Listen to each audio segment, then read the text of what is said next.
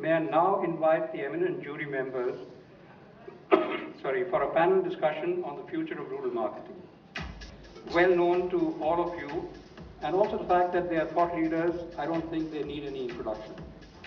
So may I request the jury to come and take their seats, and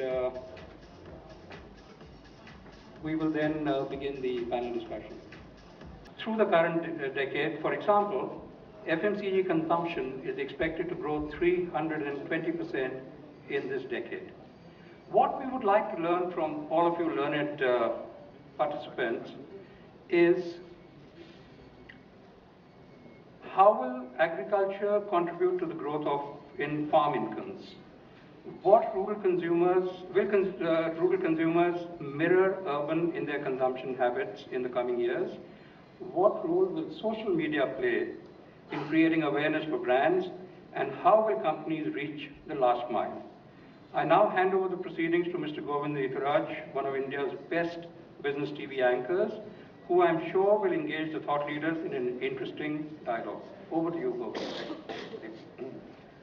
So I think Sudeep, you've already set the background. I think the question is one or two-fold, and we'll attack it in this form. First is that my throat's a little bad, so you'll have to excuse me.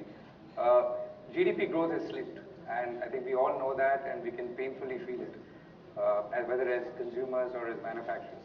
The other is, I think, some of the trends that you see ahead. For instance, a recent CRISIL report, actually last week, said that the slowdown will redirect 12 million jobs to farms in the next 5 years, right? So it's not about how things are bad today, but how they could get worse. And these are things which could fundamentally alter rural consumption as we know it. Thirdly, I think, to come back to some of the points that Pradeep raised, is about what are the tools that you would use, assuming you understand and are able to predict what the rural markets will be like and will behave in coming years. So, which brings us to really the first question, which I'm going to pose to all our panelists. What is rural? And will rural be the same the way we've always known it? And I really, when I say always, I mean post-liberalization, post-2000 actually. Or is that definition likely to change? If it's going to change, what are the tools that marketeers will need or need to equip themselves with in order to attack those markets better? I think those are the two key questions that one will try and pose today and try and get some answers. Yeah? So from here on, I'm going to speak less, which of course, as you know, is a challenge for anyone from television. And hopefully my panelists will take over. So Shiva, why don't you start off? When we talk about rural today, what exactly do we mean? And is that definition going to hold even a year from now? The way I see it is that today the rural market is people with urban aspirations living in a rural reality. I think a number of products and services that rural people are looking for are not very different from what urban people are already consuming. Except that you need to attach what they call a rural reality. One part of rural reality is that, like rest of India, there's no one rural. Obviously, a whole host of rural coexist. Keeping that part aside, and then we say that one rural we are talking about, without getting into those kind of nuances, is that there is a lower per capita income in rural. Half of all GDP is rural and half is urban. And we still have 2/3 of people living in rural, 1/3 living in urban. So therefore that's the math for you in terms of what is the per capita rural GDP. And therefore one aspect that you need to figure out is relatively lower income. I think that is not going to substantially vary in, let's say, 2, 3, 4, 5-year kind of a time frame. There is a marginal kind of change. 50 might become 55 and 67 might come down to 64, but I think there is still that kind of a distinction. The other rural reality is the power connectivity. We need to figure out that power is an issue, and therefore a lot of urban consumption products which are, how do you really make it relevant for lower availability of power. So I think those kinds of things, I'll not get into too many of these details, but there is an urban consumption aspiration with a rural reality is how I define it. And the income generating activities, such as rural income generating activities, there is a lot of consumption which is going into that. And they're going to be changing some aspects which are more fundamental. Right. There, I think we'll cover some of that as we go along. And I'll get others also to contribute to what the future and current of rural marketing is. You want to comment? We're still trying to get the definition. Hello, is this on? Yeah. No, so from a definition perspective, I'd actually mirror what you just said. I think the boundaries today are blurring between rural and urban. And in fact, one of the midpoints that we now nomenclature is urban, where you actually see, very contiguous patterns in terms of consumer behavior, from rural as well as urban, and they come together. So that's, I think, going to continue, and I think what's going to accelerate that, notwithstanding the point that you made about GDP, is two things. One is access. And access from a supply perspective, facilitated by connectivity, so power, roads, etc. So the moment there is access, these markets start opening up. And the second thing is reach. When you start reaching communication, you suddenly start talking to aspirations which are untapped. And today you see a stark divide in the way rural consumers behave in certain parts of the country. So if you take South, for example, the southern states, about 80 to 90% of them are reached by television. Whereas if you take the Hindi heartland, you've got 30 to 50% reach of television. Punjab, Haryana is more like 50-60%, and you actually see how consumption, mirrors reach. So I think access and reach, combined with unlocking relevance, and we can talk about that subsequently, are what are going to blur those boundaries. Is that one thing that happened in the last 1 year, which sort of gave, buttresses what you just said? I mean, is there something that says that, okay, here's where access really opened up a market, or the way that market was consumed? So I can speak from our experience, in fact, at HUL, and one of the biggest markets for us is UP, and UP to a large extent is media dark. But with the advent of and the rapid growth of connectivity in mobile, you can suddenly start seeing demand exploding, because you're able to now reach consumers who you could not reach. That combined with innovative techniques of direct marketing, direct selling to consumers, suddenly we've seen an explosion. Besides the fact that, the earlier Bimaru states, as they were called, are now starting to come around in terms of... So you're saying the telecom is the game changer? It has been a game changer from a marketing reach perspective. Okay, but do you see that, assuming there is very high telecom penetration, which is the case, and with overall numbers now at almost 800 million, do you see this accelerating in some ways, or plateauing? I would see it only accelerating. Okay. Well, I'm going to start with the definition perspective. I think that is the most difficult thing. It's the biggest problem. Forward, yeah, if I really look at the definition, I think we have been besotted with the definition, which is very geography-centric for a long period of time. Rural is a geography. 69.1% of the people live there, they're distanced, they don't have access, and we've looked at most deprivation-oriented definitions for rural. You don't have an access to a stock market, you don't have access to gas cylinders easily, etc., etc. I don't believe in that, because my definition is a slightly different one, because there certainly is a blurring, as you put it. I'm really looking at rural being a mindset. You have a mindset which is rural. People sitting in this room, I think each one of you has a mindset which is rural, and therefore you're rural, full stop. Your consumption may not be patterned onto rural, but your mindset is rural. And there are people living in rural areas. I've been to a very rich politician's place in Haryana, who calls himself the father of rural India. Okay, Pradeep? So, yeah, no, and he calls himself the father of rural India. Now the problem is, he really isn't, because when you walk in, there is a 16-foot high wall surrounding his entire house. The doors open seamlessly, electronically. There is a video wall on which you are featured. He's got one heated swimming pool, one cooled swimming pool, etc. inside. There's 6 cars, all the BMWs, etc. sitting there in rural heartland. Now, is that rural? I don't believe that's rural. Again, in Bangalore, just besides the airport, you have farmers living in Bangalore who grow crops, and if you go to their houses like I have, you will see they live like rural people. So rural is not a geography. My definition of rural is a simple one. Rural is a mindset. And this mindset is possibly cascading either way. Urban people are wanting to become rural, and rural people are wanting to become urban. Is there the one example that that you've seen which suggests either transformation or transition? Well, the transition is due to media. If you really ask me, media connectivity is huge.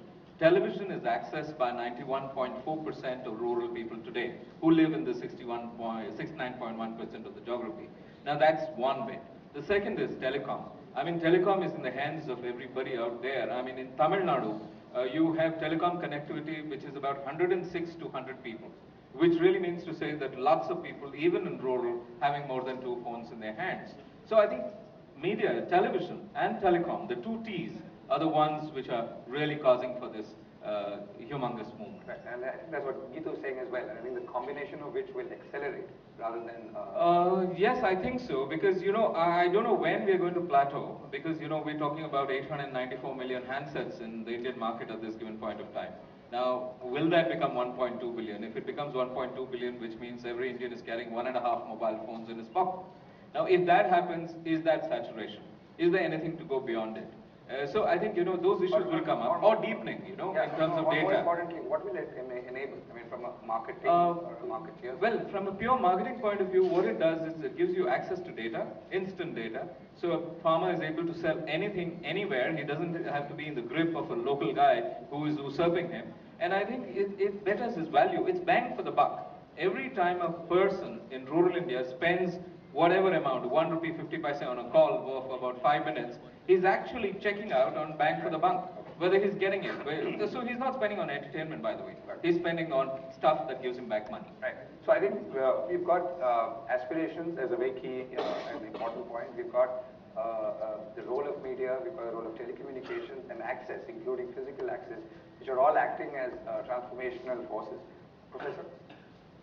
I agree, this technology is going to change the complexion of the rural market. I find at least 3 aspects which strike me very much. One is rural-urban, when you said. Today, for example, consumption pattern, when you examine, middle class consumption is affected. The top class consumption is going up, whereas the bottom of the pyramid also it is coming up. And you can always see many people, well-to-do people from rural areas, visiting the 2-tier cities.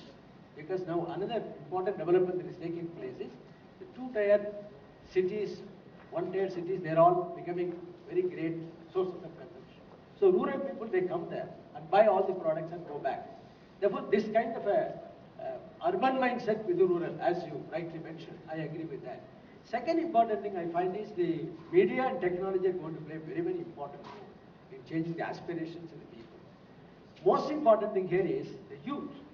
Because today when you talk about the younger generation, majority of them are in rural areas. And therefore they are the people who are going to be opinion leaders, communicators, they're going to become tech savvy.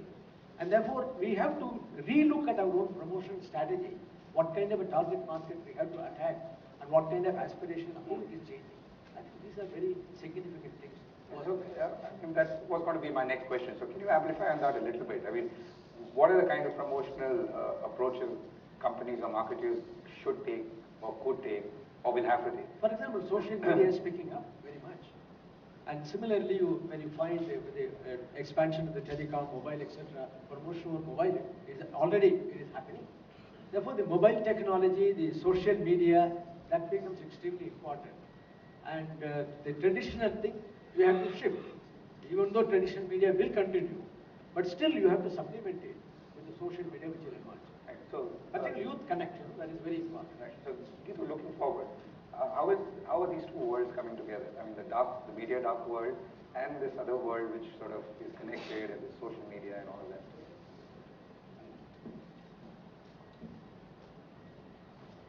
So as I said, I mean, there was traditional media, and then there is what we call the non-traditional evolving media, which is led by technology. And as Harish said, you don't know when that's going to plateau. I don't see it plateauing in the very near future. So as technology enables... Let me people to ask get you a more connected, fundamental yeah. question. What gives you the confidence? I'm not saying you shouldn't have it, but what gives you the confidence that the nature of growth in rural India and consumption will be secular? I can only look at, let's say if I speak about the packaged foods industry, Yeah. and if I look at the last 3-year trends, the last 3-year trends show that the packaged foods market grew at about 16.5%. In rural, it grew at 19%. And if I look at the southern states, for example, you've seen quantum jumps. So you see, for example, in chai, the share of loose has come down from 50 to 40% just in 4 years. You look at penetration of a category like noodles, it's close to 45% in rural south. And you see these trends moving upward year on year. So if you were to just project over the next 5 to 7 years and assume that there are certain parts of the country which are not at par with some of the states, both in terms of GDP, in terms of access, in terms of reach, the moment those start coming up to par, and if you look at the penetration levels today, Yeah, I'm going to come to you. But is it also that this is a conversion that's happening, or is it that this is, more organic growth? it's a function of two things actually. If you look at basic essentials, then it's about just having those accessible. So if you take commodities like atta, salt, it's accessible. There is a certain value I'm willing to pay for the brand. I'm aware of it, and it's at a price that I can afford. But if you look at more sophisticated categories, and one of the categories which is growing very fast for us in rural is coffee, for example. It's about really figuring out what's that insight. And human behavior doesn't change whether it's rural or it's urban.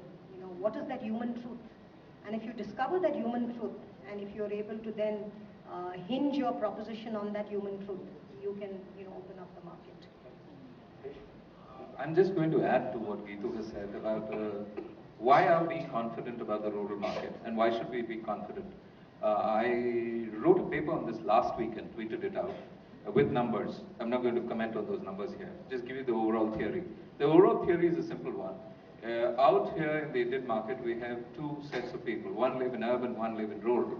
And possibly, the people who live in rural are just like urban people. They have the same body parts like we have, okay? Each one of them. In fact, more robust ones. If they have the same body parts, which means they have the same belly. So there is a guy in urban India who has a belly, and there's a guy in rural India who has the belly. Into the belly must go food. And the great big rural Indian opportunity is that we eat food thrice a day, which means 1.2 billion into 3, it's 3.6 billion meals per day. And guess what? The rural guy is eating 3 meals and we are eating 3 meals. Maybe he's eating 4 meals even, lucky guy. Now, if he's eating 4 meals and we are eating 3 meals, the opportunity for food is big out there. The rural guy has a platter, he puts beverages in. 470 million people are below poverty line. But despite that, I'm really looking at it this way. You forget that entire 270 million goes below the poverty line for this discussion, let's say. Why? The reason is simply that, there is top of the pyramid rural, middle of the pyramid rural, bottom of the pyramid rural. Top of pyramid rural is richer than rural urban India, by the way, okay? And the number of people who you have top of the pyramid in rural is a multiple of 6.3 on urban, okay? Which means you have richer people living at the top of the pyramid in rural, fundamentally because of various reasons. You earn 100 rupees, you don't take home 100 rupees, you take home 67. The guy there who's farming earns 100 rupees, he takes 100 home. So he's got, because his farm income is 0 tax, and he's got 33% more disposable income.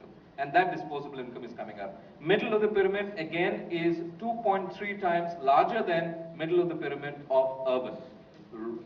The bottom of the pyramid is the disaster. And that is something marketeers aren't touching. So a clever marketeer is actually touching top of the pyramid of rural, then going to middle of the pyramid of rural. Okay. Shiva, what are the kind of tools that you're looking at using, assuming these are the 4 or 5 things that we've thrown into the mix, and we're saying that there is a very powerful current of aspiration which is driving all of this, right? The consumption and the need to consume. up the middle and lower income groups. I think for the higher end of rural, with not only improvement of telecom and technology we talked about a little earlier and other media, but also improving the road connectivity, there is limited distinction in some sense. But for the middle and relatively lower kind of income groups, the products or services which are going to enhance their incomes is much more in demand. Because it's a virtuous cycle of how do I enhance my incomes, and then how do I spend it on those that improve my quality of life, and then there's a kind of a cycle. So therefore, in addition to looking at as a household goods consumer, what are the productive services or goods that can be made available, including mobile phones, for example. One of the reasons of penetration is also that it's a great productivity improvement too. Very similar in every other livelihood opportunity. You see that that's the way you engage with a customer, and then create that as a two-way platform, that you are delivering productivity enhancing goods, incomes go up. Because you are engaged, you have a pipe with which you can engage with selling other consumer goods, and that's a kind of a virtuous cycle. There is something which can be somewhat distinctly rural. Everything else is, in some sense, as an urban aspiration, so therefore you make the product available at appropriate price points, and you reach it there at appropriate cost. So how would you look at it? I mean, if you're sitting in HQ, and would you sort of draw these lines very sharply as you perhaps have in the past going forward? Yeah, you create products which really get pulled by the consumers themselves. You have products at various price points. It's essentially the consumer choice in terms of what product and what price point do I pick up. And similarly for the various. So if you had a basket of products, let's say in the last decade, would it be the same basket of products that is going to fly for the next decade as well? No, obviously there's going to be significant more addition, okay, and significant more variety. So if you can, if you're just looking at food itself, yeah. As the point that both Harish and Ritu made, there is expanding food basket in terms of volume of consumption, as well as the variety of consumption.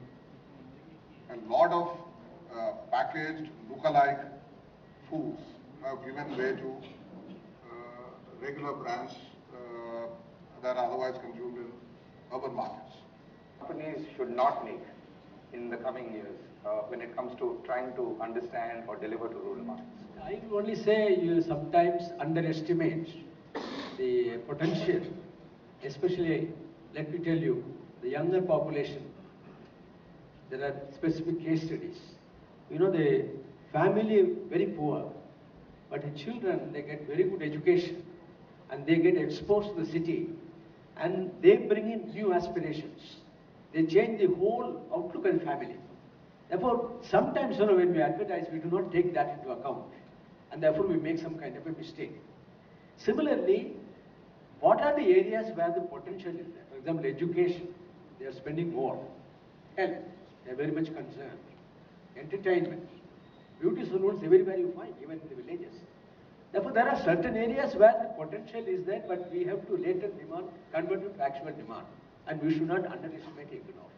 So, if I were to press the demographic question a little more, what are the kind of trends that you're seeing? I mean, considering that half the population is below 25 of India, is that likely to, cause divergences, if that's the term, in the way they will consume within the rural basket?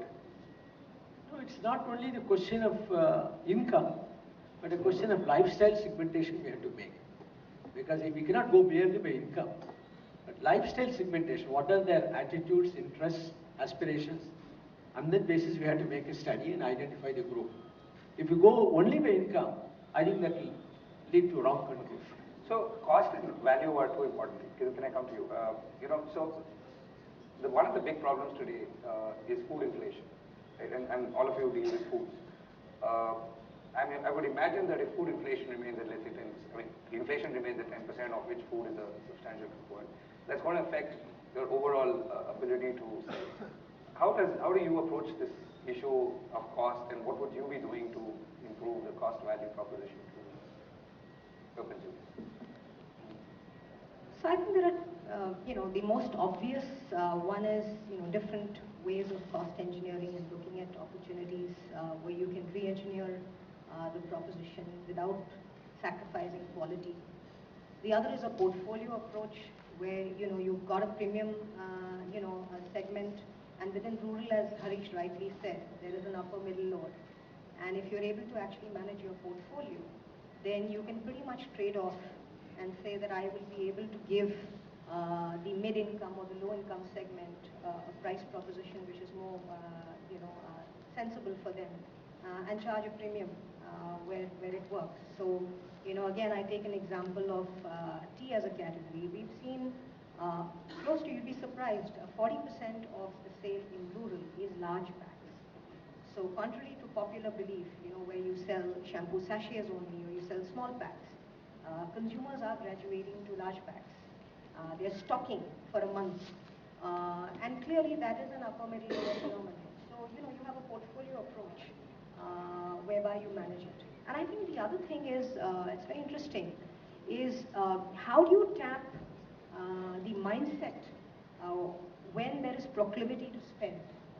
So, I give you an example of, I spoke about coffee and, how it's growing in rural. And one of the insights we found is that, while in urban India, coffee is a culture which is being spurred by parlors and, conversations and sociability.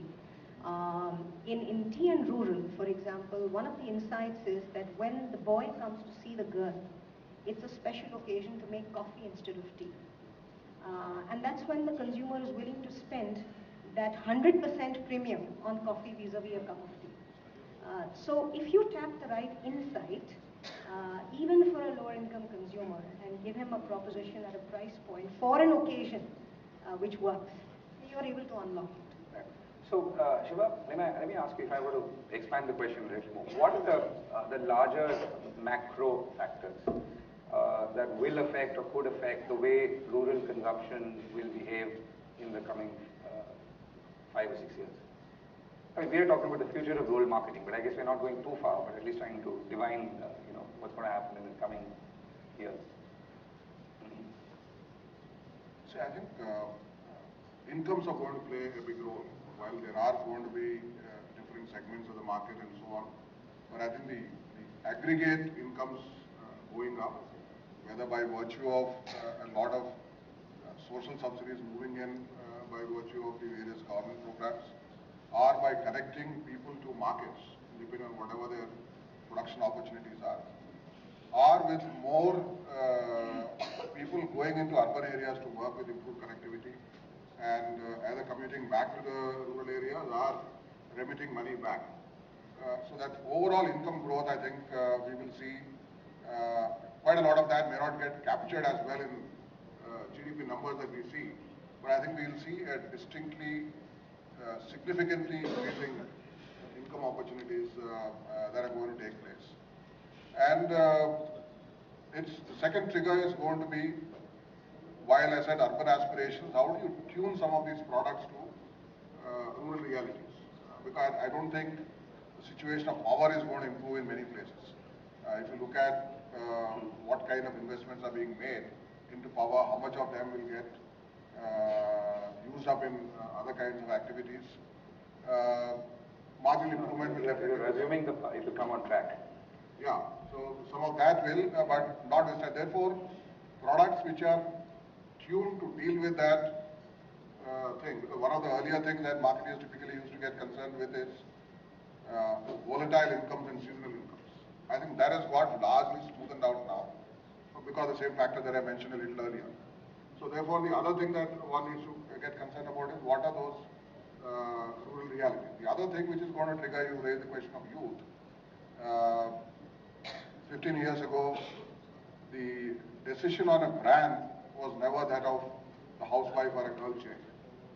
Today, by virtue of children moving out into towns and that kind of an exposure and peer comparisons, that you see that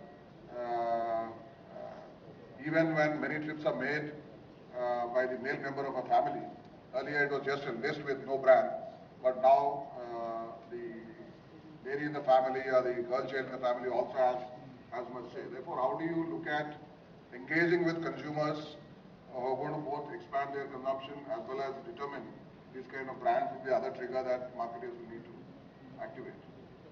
Gitu, do brands talk to the woman or the girl child sufficiently? Do they sufficiently talk to them?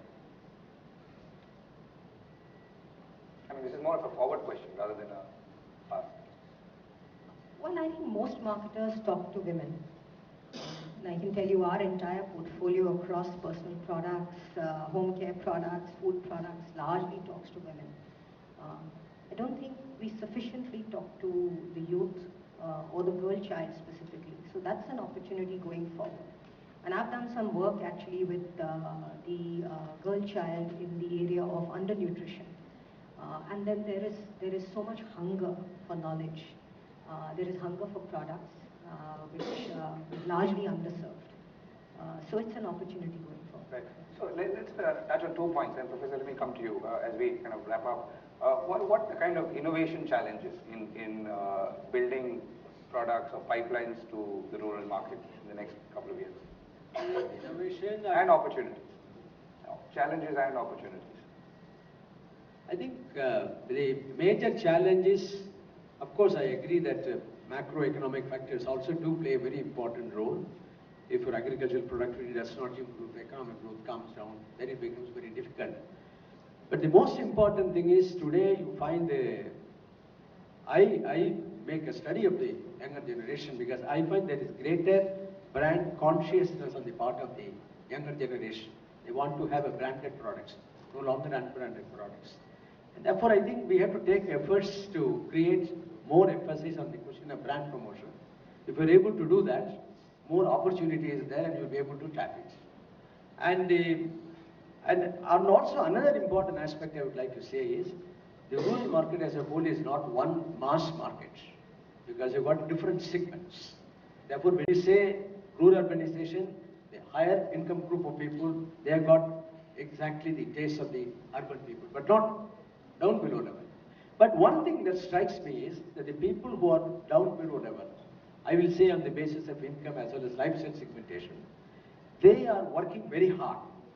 And the lower income families, they want their children to be educated.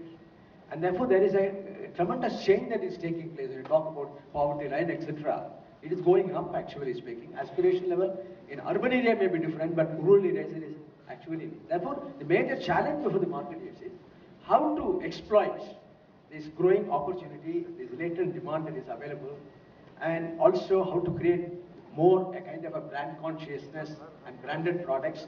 I think these are some of the challenges that come to my mind. Right. So Harish, what does this mean in terms of who is going to win the elections in May 2002? Good one. I've just emerged from a 4-hour debate on this afternoon. Well, let me ask you about the innovation. Okay, let me put it this way. I think there is a big problem on innovation. The innovation problem is that we as marketeers in India are using the lowest common denominator approach when we approach rural markets. When we look at urban markets, we tend to say that they're slightly more refined. And therefore, we use a higher common denominator approach to urban markets. And we tend to say lowest common denominator because that's what works in rural markets. We don't understand them, they're far away. We do dipstick studies, which are maybe 2,000, 5,000, 8,000 people. That isn't enough for the diversity of this nation, etc. And we use one common iron box approach. And what is the iron box approach? The lowest common denominator marketing is when a marketer takes an urban brand and thrusts it down the throat of a rural person. To help with your differentiation, to help with your different needs, at the end of the day, this is a common product that I can give you. Now, I think that the sensitive marketer will realize that this is a mistake, and the sensitive marketer will develop products which are very unique to rural markets, and will look at Indian marketing with rural lenses on their eyes. A typical Indian marketer wears urban lenses and looks at rural markets. Now you need to reverse the process. The numbers clearly tell you that 69.1% is there and the balance is here, but then the point is that's granular. This is not happening already. It's not happening because it's granular, it is difficult, we don't understand rural India. None of us really understand rural India. It's so difficult to understand rural India. Because it's like several countries scattered all over with different needs, different wants, etc. So what we do best is we are able to give a common product for both urban and rural, and try and harvest that mass. Now, once you exhaust that possibility, take it from me, urban marketeers will look deeply. Now, within India, there are 3-4 sensitive marketeers. Some of them are represented around this panel. They are looking at it. No, in any case, I'm always beaten up by these guys because I say nasty things about them. So if you really ask me, like here, I know. So if you really ask me, I think, we need to get more sensitive and forget this mass iron box approach. Take rural foods, for instance.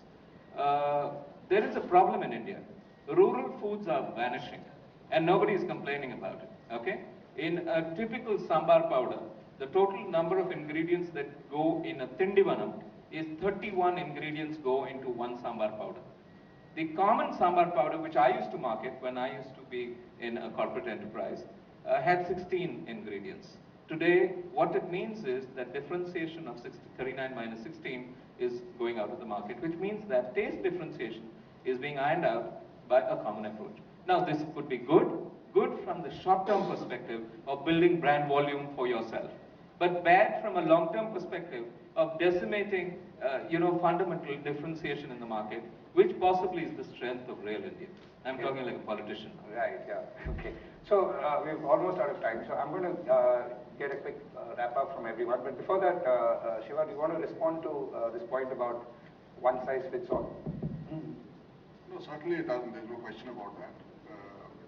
I think, are you adopting a one size fits all approach? No, obviously no question about that. You are? Both from... You are or are you not? No, we are not. Okay. The way you work with, whether it is urban, one size doesn't fit all. Rural certainly doesn't fit all. I think obviously when you see scale of action in any brand, it's an aggregation of niches across the country, always. And I think innovation opportunity arising out of it is primarily how do you stay engaged with the consumer given the level of heterogeneity and given the level of rapid evolution. Besides the physical inciting that you do when you are physically there, I think there is enormous opportunity that is to some degree already getting tapped, but can be tapped even more, is by engaging social media. At this point of time, social media is largely stopping with small town to some degree, not real rural in that sense. The platform itself is largely metro-centric and then stopping with that. I think therefore, besides the physical inciting work, if you have a media that engages on a digital basis with people, real-time interactive kind of fora, that you tap both the level of heterogeneity in terms of where the clusters are divided, as well as an ongoing evolution basis. Not today I have an insider, it will work for 2 years later. It's not going to be something because it's going to leapfrog. And I think that's a great innovation opportunity. How do I leverage technology and social media to stay engaged with consumers in rural as much as elsewhere? Okay, so that's a big challenge going ahead. So let's wrap up. Professor, can I ask you for a 30-second sum up of what do you see as the future of rural marketing? Yeah, there are two things, following what the comment has made. I would like to say that rural consumers are also becoming more intelligent. They do not want to straight away get any kind of opinion or information from the company and buy the products. They do consult others because of the kind of a media. The spread of media is very fast because we say it will go slow, but all of a sudden you find it's spreading very fast and the younger generation are connecting. Therefore, that is extremely important. As far as I am concerned, I would like to say that this is a good forum where we can highlight. And thanks to the efforts taken by the rural mart, now rural marketing has assumed a respectable discipline to be taught in various universities, education institutions. But I think the heart of India is rural areas. And therefore it is very important. We have to take an effort to see that everyone who studies in a management school must learn as much as possible about rural marketing. Therefore it must be rather a compulsory subject so that everybody learns what is what. Unless and until you spread the message of rural marketing, many people may not understand. But you know, the growth of the country depends upon the growth of rural markets.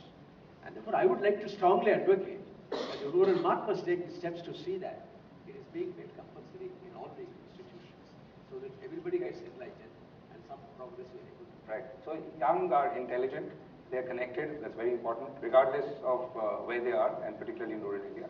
And the fact that rural marketing should be taught as part of B-school curriculum, I'm imagining. Well, my 30-second television style comment is, rural is a subject which is coming today. This is a sad comment. It's a subject that comes with an expiry date. 33% of India today, 42% by 2018, 42% by 2018. The gross urbanization index of India is moving dramatically. In a state like Karnataka, 34% of the Karnataka area is occupied by urban people. So rural comes with an expiry date. You marketeers, we marketeers need to be either applauded or kicked on our backsides for having done this. Okay? Rural is going out of fashion, and I don't know whether the rural quotient of India 15 years from now is going to be a negative quotient. Okay, you should have said that in the beginning, you should have thought about it. Okay, I'm actually going to conclude by a short story. It may exceed 30 seconds. But this is a story about a visit that I made to Varanasi some months ago, and I visited this area called Raja Talab, which is on the outskirts, urban as you would call it. And I was speaking to one of the distributors there, just trying to find out what are the opportunities to increase consumption. And he spoke to me about how the marriage season peaks post-harvest when there is money which is available, and he spoke to me about the amount that they gift their daughters at that point of time. And I was just relating it in my mind to, you know, the traditional ways we look at gifting. So you gift at Diwali, it's a big, big business, Diwali, whether it's Valentine's Day now.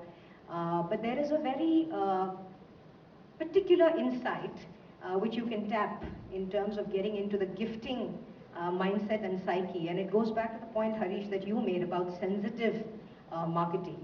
And I think, therefore, a lot of the onus lies on the supply side. You understand those drivers, and if you can price them open and nuance them, you can actually get there and start opening up big opportunities. And one of the interesting things that he said to me is, he said, "Pehle hum dahez mein kapde dete the, sabun dete the, shampoo dete the. Ab mobile phone dal dete." Because, if she wants something, she can call and we will supply. So that's an opportunity for the technology industry. So that's a really little story I wanted to conclude with. I feel optimistic about the opportunity, and I think it's about really figuring out those nuances to price it open. Okay, Shiva, last word. I'll use a old, well-known quote which says that future is already here. It's just that it's not evenly distributed. I think a lot of things that we are seeing already are signals of where we're going to go. It's just that identifying how you engage with these multiple markets simultaneously. Some of what is already here is also future, and some of what we gave up some time back will come a full circle and will become future. I think recognizing that is going to be the trick to walk towards the future. And I think we've come to the end of this. Thank you very much. I think we've heard about how there are some fundamental changes which are happening, particularly in demographics. Fundamental changes which are happening in the way rural markets are being opened up thanks to physical access, which will continue even if GDP growth doesn't. Thanks to the spread of technology, you also got one major telecom player coming who's going to again change the rules of the game when it comes to high-speed access and so on. And that's going to have its own impact on consumption. I think we've talked a lot about aspirations, the girl child, the woman, the young, the youth who are connected across markets, verticals, across the country literally. All this opens up a very, very exciting spectrum of opportunity for all of you, and I think that's a very good note to end on. Thank you very much. I've got another small task. I have to ask both Shiva and Harish to give a sense of what they took away from all the entries that they judged. Right? So, who wants to go first? Shiva. No, we'll all leave together. Yeah, we'll come back. I think firstly, let me start with a vote of thanks. I think it was certainly a great learning opportunity, and therefore I must thank all the entries, the people behind preparing all of those, and made it a really rich experience. And obviously I must also thank the RMAI Executive Committee who got us to do this job and provided that kind of learning opportunity. And like Pradeep already said, with the number of entries going up so much, the work was divided among the jury members. So that third vote of thanks should really go to the jury members present here as well as the others who are not here. As a jury chair, let me also thank them. Before I get into what I took away from the entries, one, of course, we have seen a significantly different scale in what different entries talked about now compared to, let's say, I don't know, 3 or 4 years back. I was also part of the jury. We now have seen in many entries millions of consumers engaged. We are seeing thousands of villages reached and hundreds of crores of business happening. I think that scale of activity that we have seen in entries this time certainly is significantly superior to what we have seen in the past. I think that really augurs very well and for the kind of optimism that we also saw in the discussion a little while ago. 3 themes struck to me looking across all the entries. One is the theme of partnerships.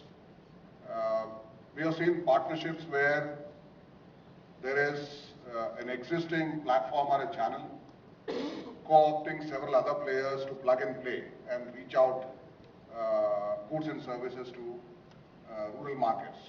That's how one was conserving resource products that were made more unique to rural in some of the entries, or in terms of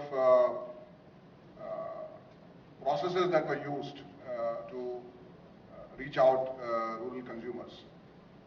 Certainly some of that was very visible. And the last theme was really in terms of the usage of technology. Many entries had integrated technology into business processes. How do I identify my target markets? What kind of technology can I use there in narrowing down to markets which are of great opportunity in aspects like that. So I think some of these were really interesting applications from across and I found them very, very enriching in going through. One other comment I also wanted to make for the people who are preparing these applicants, there is an opportunity to share that as well. Many of these entries were put in multiple categories, but that little extra effort required to actually highlight that aspect related to that category was not done in many of the multiple category entries that I have seen. It's the same application which is bunked in across multiple categories.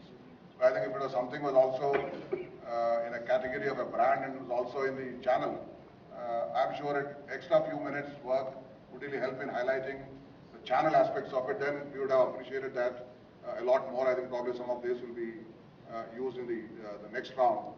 And certainly I think I would like to compliment not only the winners but every entry that has come in for the kind of education experience it has been certainly for me and I'm sure also with the rest of the jury members.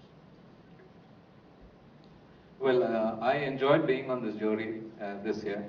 I enjoyed being on the jury, but I hated the job of judging, because you had to read so much, and we were forced to read so much, and look at all those videos, look at all those links.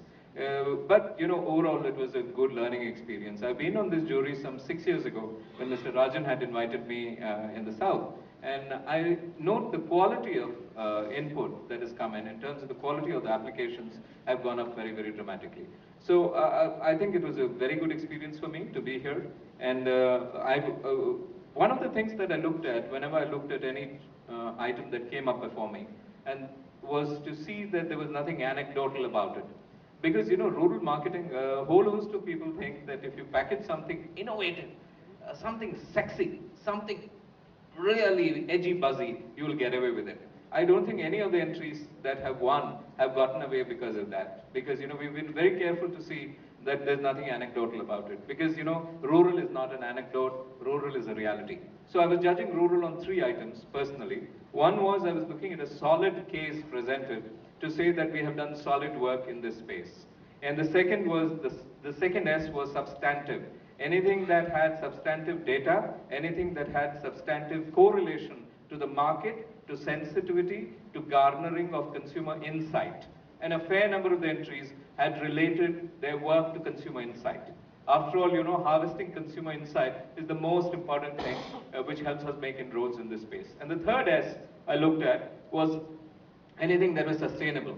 Anything that anyone else can also pick and run with. I mean, there's nothing proprietary in this space. I think we need to be very open source in rural, and we should allow everybody to take on anything, and the next guy who takes it on possibly does it better. So there are very few patented things in rural, if you ask me, and I think, you know, each one of them has come up in a good way. I've enjoyed being here. Nothing anecdotal. Again, I must say that, you know, when there is something anecdotal, it's not about all of India. There's a story from Rajkot, which I was reading recently. It seems there's a temple in Rajkot, near Rajkot, which is, instead of giving laddus as prasad, has replaced laddus with Amul pizzas and ice cream as prasad. And the priest's insight was this: young people get laddus everywhere. So they don't want to come to the temple once a week to worship. I'm now offering pizzas and ice creams, and the young people coming to the temple to worship now has gone up by a quantum. Okay? So this is an anecdote. It isn't happening everywhere all over India. But I think, you know, any effort that we make in rural marketing should not, must not be basis the touchstone of anecdotal, and innovation for the sake of innovation is not one should look at. I must conclude here by congratulating RMAI and Pradeep, who, when I met him 9 years ago, I called him the father of rural marketing. I remember that. And I think that tag has stuck onto him on a continuous basis. Not father of rural India. That is still the politician from his heart. But so again, I think, you know, if you really look at it, you'll find it in his book. And Pradeep has brought a lot of evangelism to it. So congratulations, Pradeep, on that. Thanks. Thank you, panelists. Thank you so much. Ladies and gentlemen, may I request you to please stay back here because you also are the esteemed jury members. And at the 5th edition of RMAI Flame Awards, we'd like to honor our jury members with a token of appreciation and a souvenir. Ladies and gentlemen, may I request Mr. R.V. Rajan, Founder President RMAI, to please step on stage and honor our jury, Mr. S. Sivakumar, Chief Executive, ITC ABD.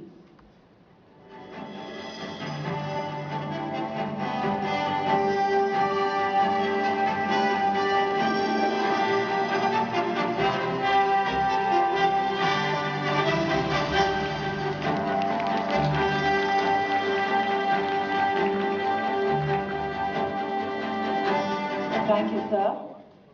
May I now request Mr. Pradeep Kashyap, President RMAI, to honor Ms. Geetu Verma, Executive Director, Unilever.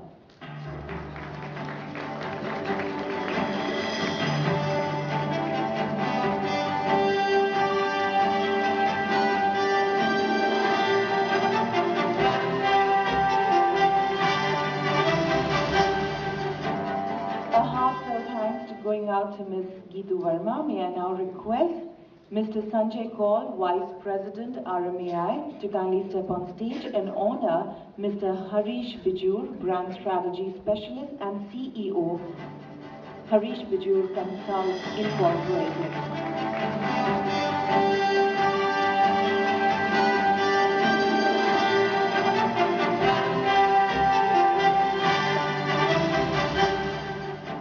May I now request Mr. Khurram Askari, Director, Insight Outreach Private Limited, to please step on stage and honor Professor Neela Megham, Director, NIILM, Center for Management Studies.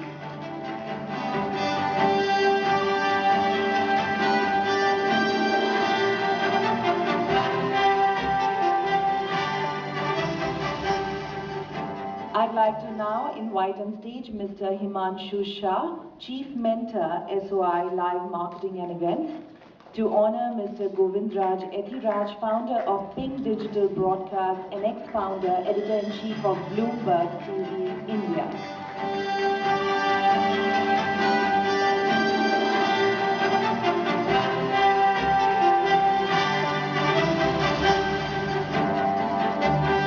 On behalf of the entire RMAI fraternity, I'd like to thank the jury members for being with us here for the panel discussion, as well as doing the tough task of awarding the right people.